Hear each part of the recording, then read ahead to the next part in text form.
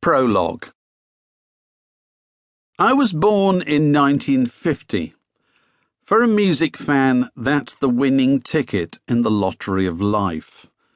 I grew up in the 1960s. At the time, we didn't know these were going to become the 60s and follow us around forever. Those years seemed no more unique than any other 10-year period. I was 13 on that Friday in November 1963 when JFK was shot. I felt a bat squeak of patriotism a few months later when the Beatles conquered America. I was 15 when Bobby Gregg's snare shot announced Bob Dylan's Like a Rolling Stone. Bruce Springsteen, who was just 6 months older, heard it while he was in the car with his mother. He later described it as somebody kicking open the door to your mind. I came of age in 1971, the same year that rock did. At the time, I was at college and spending what little spare cash I had on records. Like many similarly inclined young men, and we were mainly men, all my consumer appetites were channeled through the record shop. Jerry Seinfeld says that for the first 10 years of his life, the only clear thought in his mind was get candy. We were like that with records.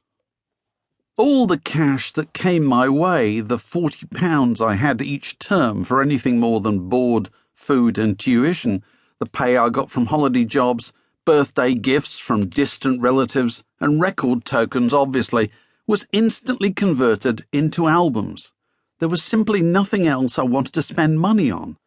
I spent every idle moment hanging around record shops, being in the presence of, learning the names of, combing the covers of, and sometimes even listening to those things I wanted that I could not have.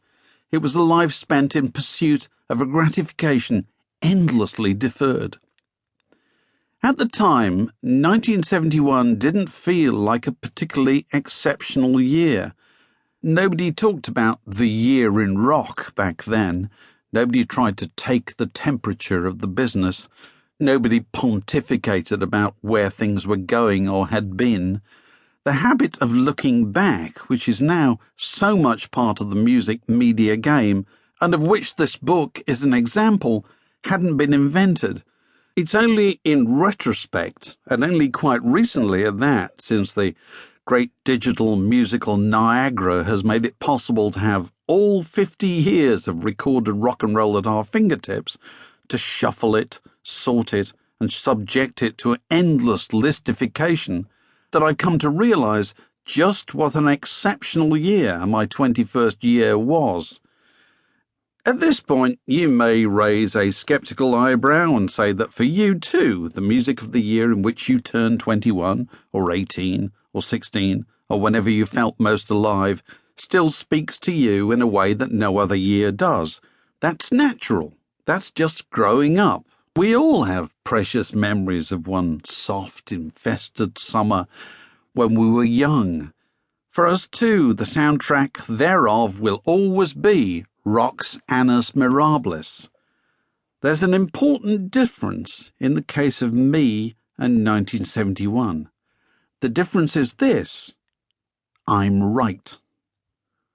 This book is a month-by-month journey through the past to discover what happened that year, in what order, why it did, how the changes on the surface were responding to huge seismic changes underground, how it shaped and was shaped by a few hundred people who were in their mid-20s at the time, and why the music of 1971 still rings so clearly almost 50 years later. It's also, to a certain extent, about the world out of which that music emerged. It's a book about sex, drugs, hair, hot pants, tax, technology, class, race, gender, and foolishness, as well as Grammy Awards, platinum albums, and reviews in Rolling Stone. On our journey, we shall shatter the cliché that the early 70s were a mere lull before the punk rock storm, rather than the most febrile and creative time in the entire history of popular music. Puncture the pious